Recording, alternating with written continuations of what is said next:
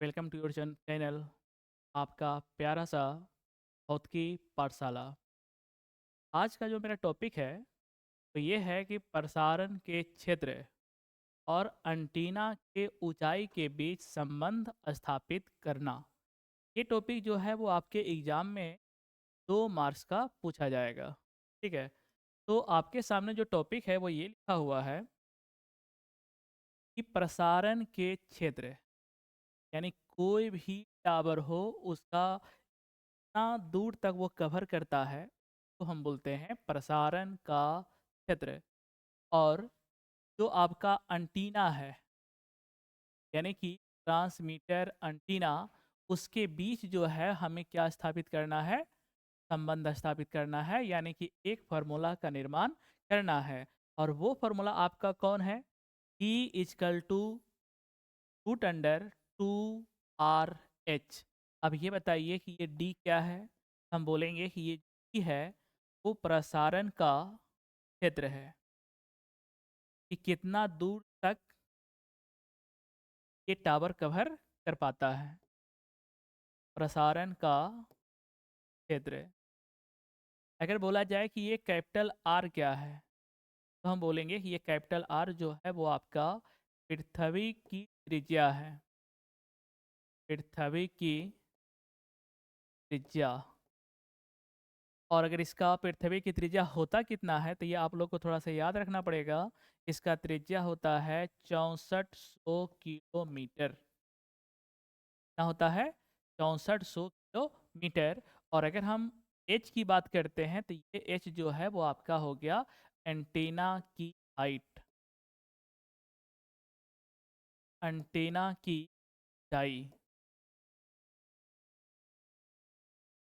इसका मतलब ये हुआ कि हमें प्रूव करना है D is equal to root under 2RH। ठीक, इसको प्रूव करने का कितना नंबर मिलेगा? 2 नंबर मिलेगा।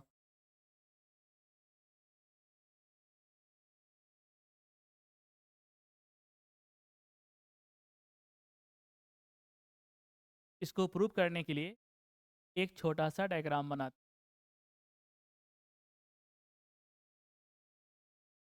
ये आपका क्या हुआ? पृथ्वी। ठीक, और का केंद्र जो है, ये वाला जो हुआ वो आपका हो गया केंद्र।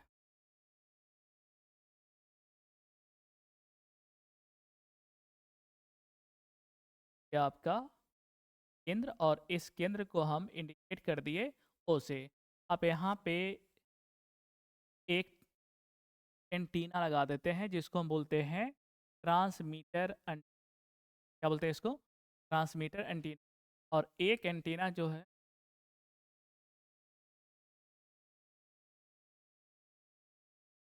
इसको सबसे पहले आप डॉट लाइन से मिला दीजिए। ये वाला जो हुआ वो आपका पृथ्वी का सतह हुआ। पृथ्वी का सतह, ये जो है वो पृथ्वी का केंद्र हुआ। और सतह से केंद्र के बीच को हम बोलते हैं त्रिज्या। ठीक है, तो यहाँ से यहाँ भी आपका क्या हुआ? त्रिज्या। और इसको हम इंडिकेट कैसे करते हैं? आर से। पृथ्वी की सतह पे एक एंटीना लगाते हैं। सा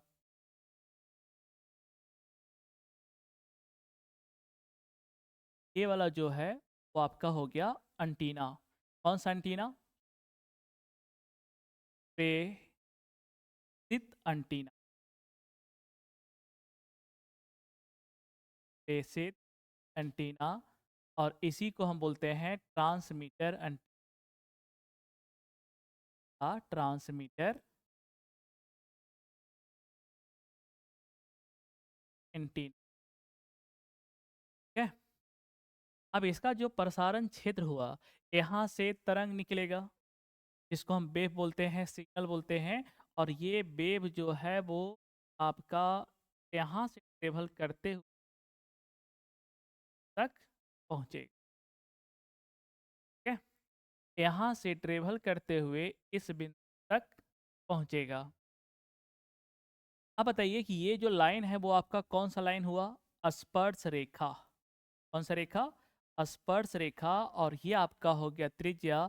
स्पर्श रेखा और त्रिज्या के जो एंगल का निर्माण होता है वो एंगल आपका कितना डिग्री का होता है?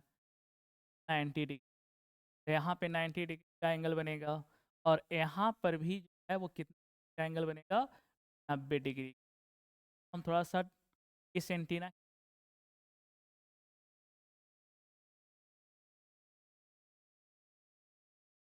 के का नाम देते हैं C, और इस बिंदु का नाम देते हैं D। और इसको हम क्या करते हैं कि डॉट लाइन से हम इसको मिला देते हैं। अब बताइए कि अगर ये वाला पृथ्वी की त्रिज्या है, ये वाला भी पृथ्वी की त्रिज्या है, तो A से O भी आपका क्या होगा? पृथ्वी की त्रिज्या यानी कितना R होगा। इस एंटीना की ऊंचाई हम कुछ मान लेते हैं और उस ऊंचाई को हम क्या मानते हैं? H, small h। अब बताइए कि यहाँ से लेकर यहाँ तक की दूरी को हम मानते हैं d। अगर ये d है, ये भी आपका क्या होगा? जिसको हम बोलते हैं प्रसारण क्षेत्र। ठीक है। अब इस डायग्राम के बारे में थोड़ा सा हम इंट्रोडक्शन लिख लेते हैं। माना कि ये आपको एग्जाम में भी लिखना होगा। माना कि जैसे जैसे डायग्राम बनाया है उस तरीके से आप लोग इसको लिख लीजिएगा। माना कि सी डी पृथ्वी का सतह है। सी डी जो है वो आपका क्या है? पृथ्वी की सतह है। माना कि डी पृथ्वी की सतह है, इस पर h ऊंचाई का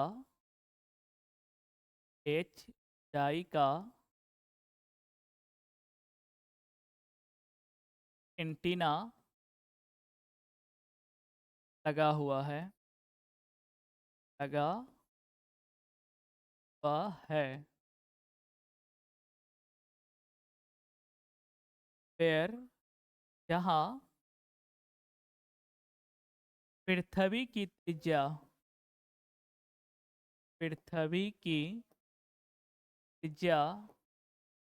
कितना माना गया है? Capital R। और प्रसारण का क्षेत्र कितना माना गया है? Small d। प्रसारण का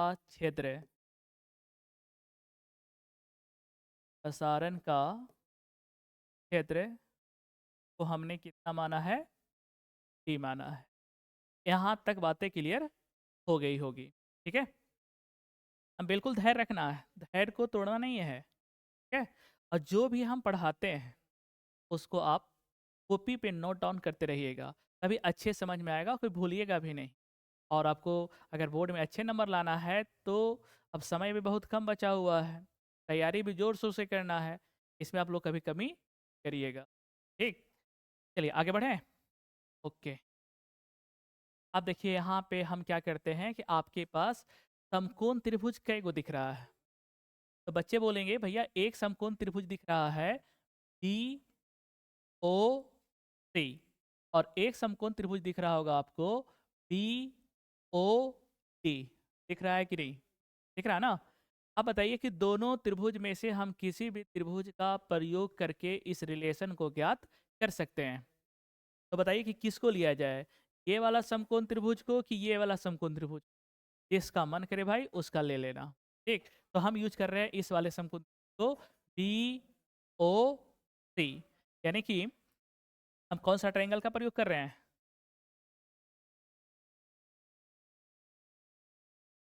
ट्रायंगल डी ओ सी में। सबसे पहले हमको ये बताइए कि इसमें कौन सा कोण 90 डिग्री है। तो बच्चे बोलेंगे भैया यहाँ पे कोण सी जो है वो आपका कितना डिग्री हुआ? कोण सी बराबर कितना डिग्री? 90 डिग्री। अर्थात बी ओ सी जो है वो कैसा त्रिभुज होगा? समकोण त्रिभुज होगा। और समकोण त्रिभुज में कौन सा प्रमेय का यूज करते हैं? पाइथागोरस प्रमेय का यूज करते हैं। कौन सा प्रमेय का? पाइथागोरस प्रमेय का। ठीक, तो यहाँ पे हम लिखेंगे पाइथागोरस प्रमेय से, पाइथागोरस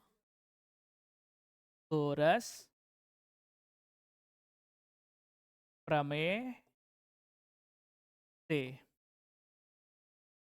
अब बताओ भाई, ये बी ओ सी को वहां से हम कट करके यहाँ पे दर्शाने का कोशिश करें।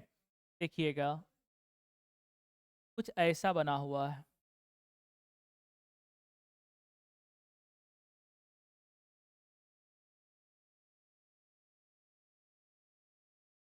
देखिए ये वाला पॉइंट क्या है, बी है। ये वाला पॉइंट क्या है, ओ है। और ये वाला पॉइंट क्या है, ई है। और ये एंगल कितना है, 90 डिग्री है। और यहाँ पे जो है एक पॉइंट और था, वो कितना था, ए से लेके बी तक का जो मान है भाई वो कितना है, एच। ओ से लेके ए का जो मान है वो कितना है, ऊपर वाले डायग्राम में देख लीजिए कितना है, आर है। बी से सी के बीच का दूरी कितना है, डी है। अब बताइए कि यहाँ से लेकर यहाँ तक का मान कितना होगा। तो बच्चे बोलेंगे कि यहाँ से यहाँ कैपिटल आर, यहाँ से यहाँ स्मॉल एच, टोटल डिस्टेंस कितना हुआ, तो कैपिटल आर प्लस एच। ये डिस्टेंस जो है वो कहाँ से कहाँ हो गया, ओ से बी। अब बताइए कि 90 डिग्री के सामने वाली जो भुजा होती है उसी को कर्ण कहते हैं। तो आर प्लस एच जो है वो आपका क्या कहला जाएगा, कर्ण या लंब की आधार। तो हम बोलेंगे भैया ये जो है वो आपका क्या कहलाएगा, कर्ण कहलाएगा, है ना। और कर्ण को सूचित कैसे करते हैं, एच। बाकी आपको जिसको मानना है बी आधार और जिसको मानना है लंब, कोई दिक्कत नहीं है। तो बताइए पाइथागोरस प्रमेय क्या कहता है, कर्ण स्क्वायर बराबर लंब स्क्वायर प्लस आधार स्क्वायर। ठीक, तो अगर हम इसको लंब मानते हैं तो ये वाली जो भुजा है वो खुद ब खुद क्या बन जाएगा, आधार। क्या यहाँ तक किसी को दिक्कत है ना। तो पाइथागोरस प्रमेय जो है वो आपका क्या कहता है,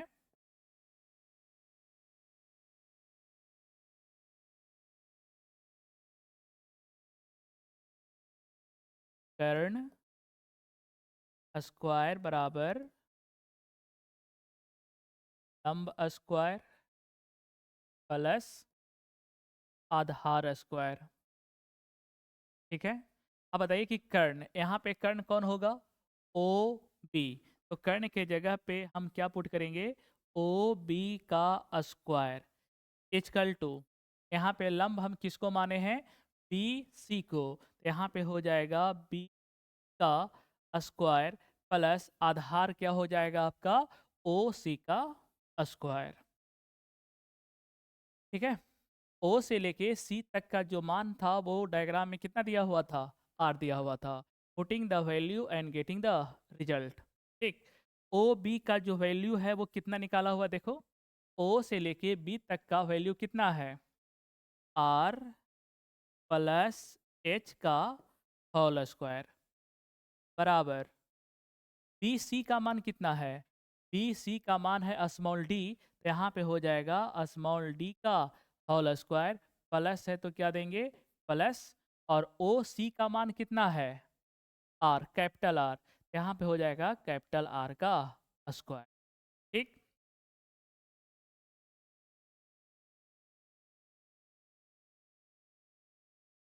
अब इसे आगे करते हैं।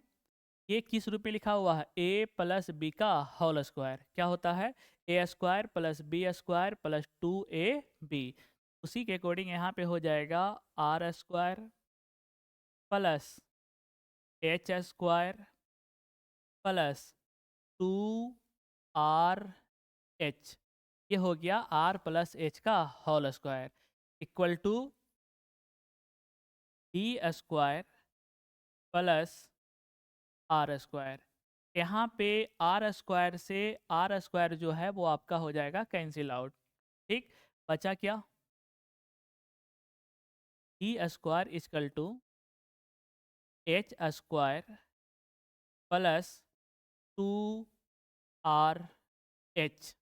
यहाँ पे आपको एक एजम्पशन लेना है, और वो एजम्पशन ये है कि कैपिटल आर जो है बहुत बड़ा है स्मॉल एच से, यानी कि कैपिटल आर के सामने स्मॉल एच का कोई औकात नहीं है। इसलिए स्मॉल एच को यहाँ पे जो है वो हम लोग क्या मान लेंगे, नगण्य। या स्मॉल एच का जो वैल्यू है आर के सामने कुछ भी नहीं है। तो ये एच जो है ये नगण्य का मतलब होता है कि इसका वैल्यू कितना मान लेना, 0। तो इस एच के जगह पे कितना हो जाएगा, 0। तो अब बताइए कि ये डी स्क्वायर बराबर क्या होगा।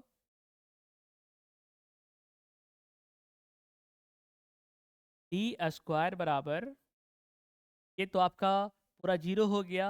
यहाँ पे क्या हो जाएगा, 2 आर एच।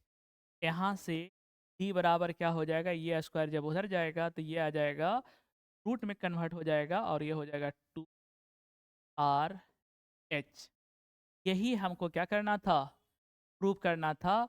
और यहाँ पे जो है ये रिलेशन किस के बीच बताता है, प्रसारण का क्षेत्र यानी कि स्मॉल डी और ट्रांसमीटर एंटीना की जो ऊंचाई है वो आपका एच है, उसके दोनों के बीच जो है ये क्या बता रहा है, रिलेशन। और यहाँ पे जो है वो हम लोग क्या लिख सकते हैं, प्रूव्ड। इस पे जो है वो एक न्यूमेरिकल भी बताएंगे, लेकिन ये न्यूमेरिकल जो है वो हम ऑब्जेक्टिव में करवाएंगे। और ये ऑब्जेक्टिव जो है वो हम कल नहीं परसों लाएंगे, ठीक। एक टॉपिक और बचा हुआ है इस चैप्टर का, वो ये है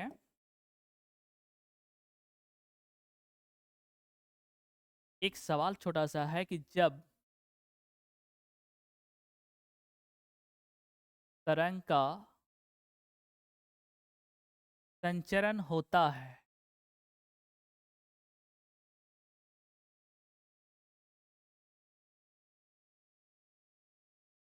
ये बताइए कि ये कौन सा तरंग है जिसका संचरण होता है। तो हम बोलेंगे ये जो है वो आपका है एम डब्लू। कौन सा तरंग को संचरित किया जाता है ट्रांसमीटर से रिसीवर, मेरा आंसर होगा ई एम डब्लू। और ई एम डब्लू का अगर कोई पूरा नाम पूछे उसको आप लोग ये बताइएगा, E for electro, M for magnetic और डब्लू फॉर वेव। इसका हिंदी क्या होता है, विद्युत चुंबकीय तरंग। विद्युत चुंबकीय तरंग। इस तरंग का एक खासियत है, एक विशेषता, सबसे बड़ी विशेषता यह है कि इसको ट्रेवल करने के लिए माध्यम की आवश्यकता नहीं होती है। इसे संचरण करने के लिए माध्यम की आवश्यकता नहीं होती है। चरण करने के लिए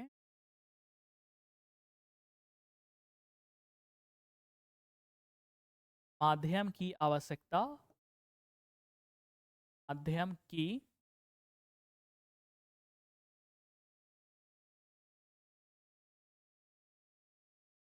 आवश्यकता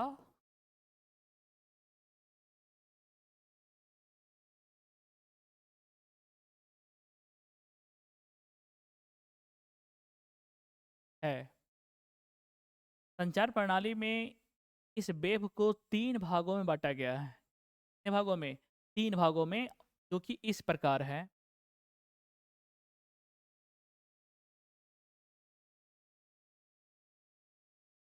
कौन सा वेव की बात कर रहे थे, एम डब्लू।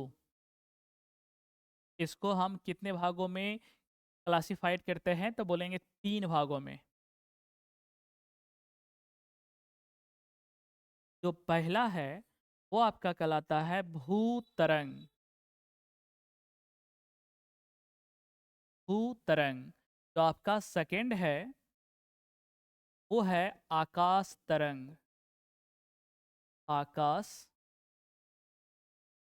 तरंग।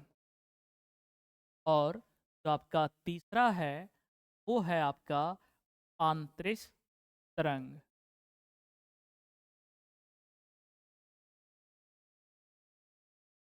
तरंग, ठीक है। इन तीनों तरंग के बारे में हम लोग को डिस्कशन करना है। और ये तीनों तरंग जो है वो आपके एग्जाम में कई बार पूछे जा चुके हैं, मेनी टाइम्स। ऐसा नहीं कि एक आध बार पूछा है, नहीं, बहुत बार पूछा जा चुका है। और ये जो है वो आपका कितने नंबर में पूछेगा? शॉर्ट टाइप, यानी कि 2 नंबर। उसमें क्या लिखा हुआ रहेगा कि निम्न तरंग की व्याख्या करें, और उसमें तीनों तरंग का नाम लिखा हुआ रहेगा। भूतरंग, आकाशीय तरंग या आकाश तरंग, और तीसरा अंतरिक्ष तरंग। तीनों के बारे में थोड़ा सा हम पढ़ लेते हैं। इतना पढ़ने के बाद आपका चैप्टर जो है वो हो जाएगा समाप्त। ठीक है। उसके बाद जो है वो हम ऑब्जेक्टिव करवाएंगे। ऑब्जेक्टिव, एक ऑब्जेक्टिव हम लोग से बनेगा। ठीक है, ओके। तो हम स्टार्ट करते हैं। वैसे हम एक चीज़ और बता देना चाहते हैं कि भूत तरंग को हम इंग्लिश में बोलते हैं ग्राउंड वेव। ग्राउंड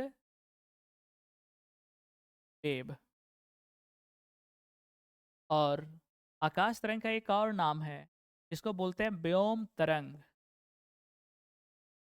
व्योम तरंग, और इसे हम इंग्लिश में बोलते हैं स्काई वेव। और तीसरा का जो इंग्लिश होगा वो होगा स्पेस वेव। तीनों तरंग की जो आवृत्ति होती है वो भी, आवृत्ति का जो परास होता है, आवृत्ति का जो परिसर होता है, तीनों तरंग का अलग अलग होता है। क्या इसके आवृत्ति परास को हम यहीं पे लिखते हैं कि कहीं पे लिख देते हैं हम?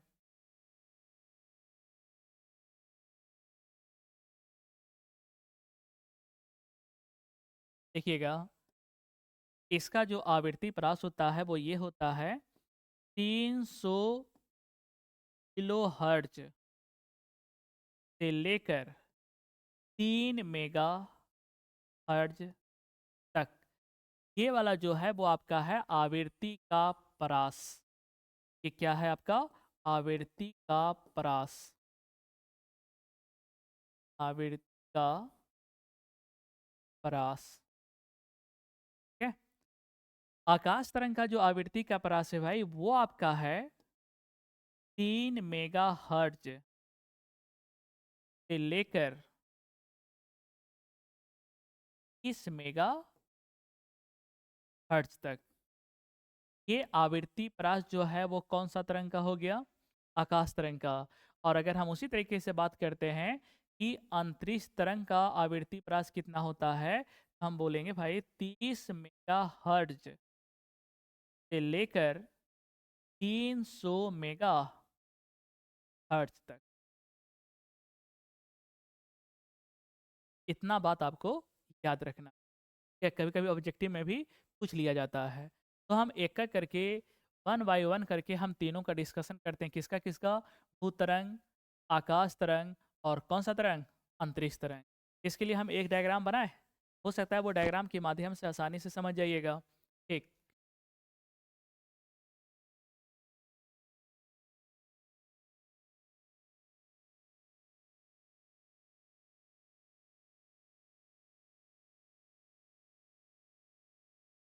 आपका हो गया पृथ्वी। और हम जानते हैं कि पृथ्वी के ऊपर कई मंडल होते हैं। 1, 2, 3, 4, 5। और इसके ऊपर में जो है वो हम एक सेटेलाइट बना देते हैं।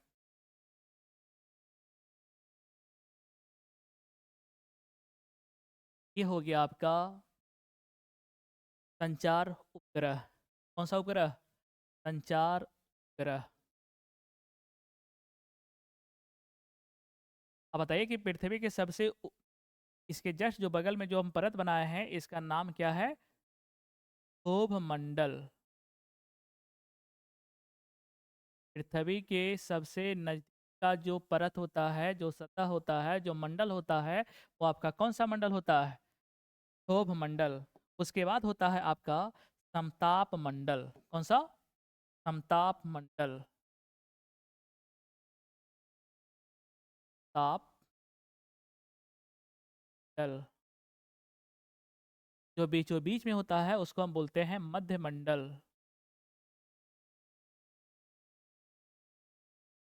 इसके ऊपर जो होता है वो आपका होता है आयन मंडल।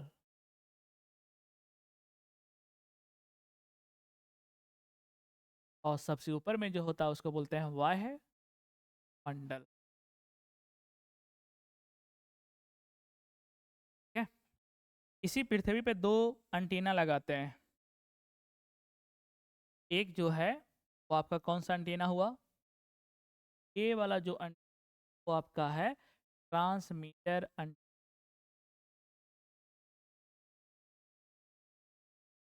हो गया, ट्रांसमीटर एंटीना।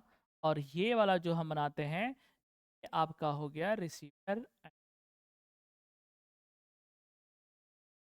यहाँ पे हम लिखते हैं T for transmitter antenna and R for receiver antenna.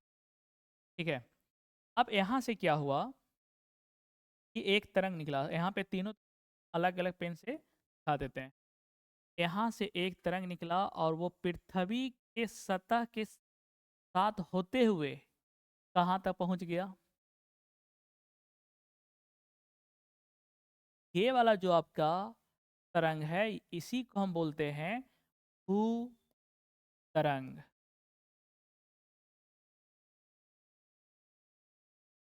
तरंग यानी कि वैसा तरंग जो ट्रांसमीटर एंटीना से निकलकर पृथ्वी के साथ साथ कहाँ तक पहुँच जाए, रिसीवर एंटीना तक पहुँच जाए, वैसे तरंग को हम कौन सा तरंग कहते हैं, भू तरंग कहते हैं। अब हम बात करते हैं आकाश तरंग का। तो आकाश तरंग में क्या होता है कि ट्रांसमीटर से तो तरंग निकलेगा ही निकलेगा, और ये जो तरंग है वो आपके आयन मंडल से टकरा कर पुनः कहाँ पे जाते हैं, रिसीवर के पास जाते हैं। इस वाले तरंग को हम बोलते हैं आकाश तरंग। आकाश तरंग।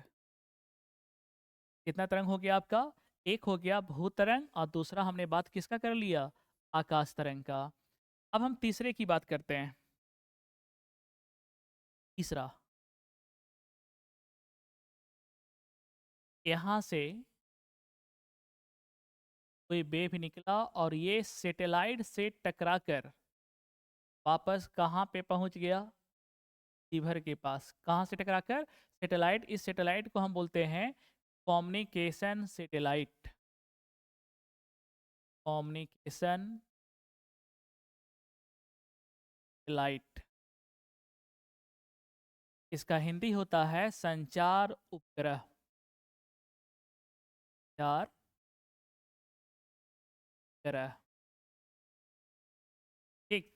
तो परिभाषा अगर कोई बनाने के लिए बोलेगा तो परिभाषा बनाना बिल्कुल आसान है। देखिए कैसे परिभाषा बनता है। अगर हम इस टॉपिक को डायग्राम के माध्यम से समझ लिए हैं तो परिभाषा बनाना मेरे लिए आसान हो जाएगा। देखिए, भू तरंग किसे कहते हैं, वैसा तरंग जो ट्रांसमीटर एंटीना से निकलकर पृथ्वी के सतह से टच होते हुए, स्पर्श होते हुए कहाँ तक पहुँचता है, रिसीवर तक पहुँचता है, उसे तरंग कहते हैं।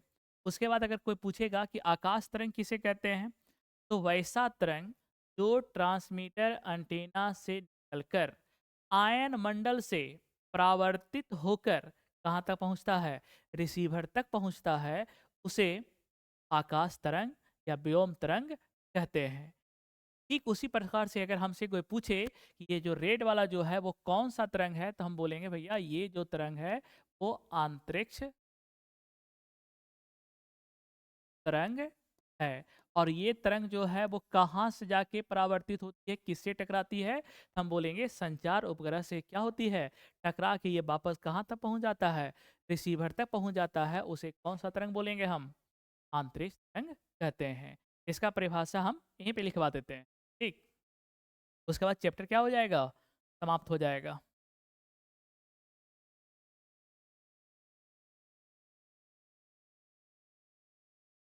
देखिए परिभाषा, भू तरंग, इसका परिभाषा क्या होगा, वैसा तरंग वैसा तरंग तो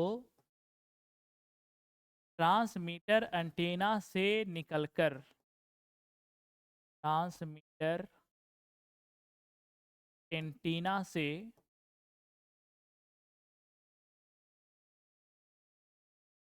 चलकर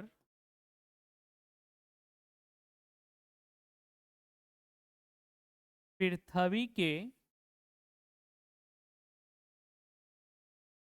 सतह के अनुदिश सतह के अनुदिश कहाँ तक पहुँचता है? तो हम बोलेंगे रिसीवर एंटीना तक पहुँचता है। रिसीवर को हम क्या बोलते हैं? अभिग्राही एंटीना तक पहुँचता है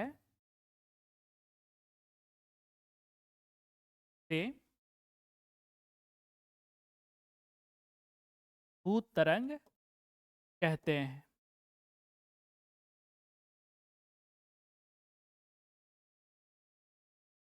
इसकी आवृत्ति का जो प्रास होता है वो बहुत कम होता है, इसलिए इसका उपयोग जो है वो हम लोग लोकल नेटवर्क के रूप में करते हैं। कौन सा नेटवर्क के रूप में? लोकल नेटवर्क के रूप में करते हैं। किसका प्रयोग? ग्राउंड वेव का अर्थात भू तरंग का प्रयोग करते हैं। ठीक। दूसरा परिभाषा, एग्जाम में केवल परिभाषा ही पूछ लिया जाता है, आप लोग देख लीजिएगा क्वेश्चन बैंक में। ठीक है। आकाश तरंग, परिभाषा बिल्कुल क्लियर है। क्या लिखना है? वैसा तरंग जो ट्रांसमीटर एंटीना से निकलकर आयन मंडल से परावर्तित होकर रिसीवर एंटीना तक पहुंचता है, उसे आकाश तरंग कहते हैं। लिख देना, वैसा तरंग, वैसा तरंग तो ट्रांसमीटर एंटीना से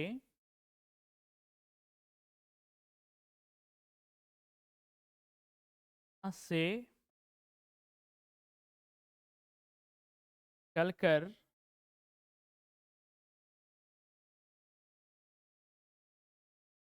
चलकर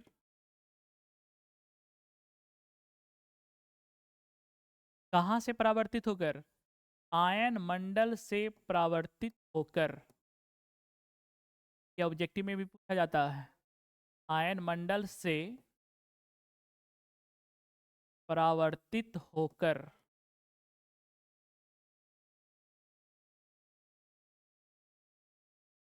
अभिग्राही एंटीना तक पहुंचता है। अभिग्राही एंटीना तक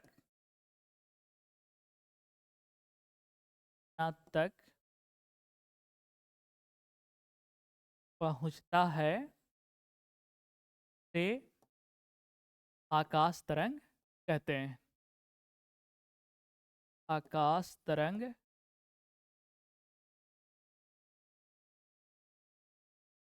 कहते हैं। इसके आवृत्ति का प्रयास कितना बताया गया था? 3 मेगाहर्ट्ज से लेकर 30 मेगाहर्ट्ज तक।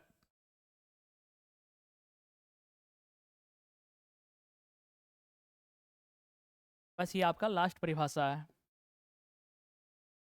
का नाम है अंतरिक्ष तरंग। ये कहाँ से जाके टकराया था? संचार उपग्रह से। वैसा तरंग तो ट्रांसमीटर एंटीना से निकलकर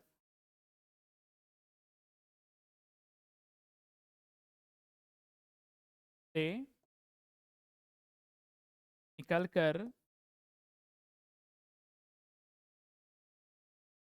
किससे टकराकर?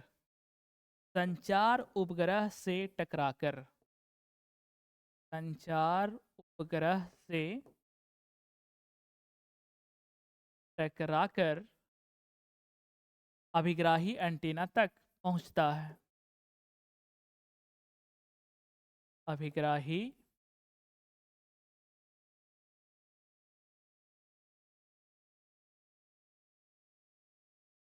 एंटीना तक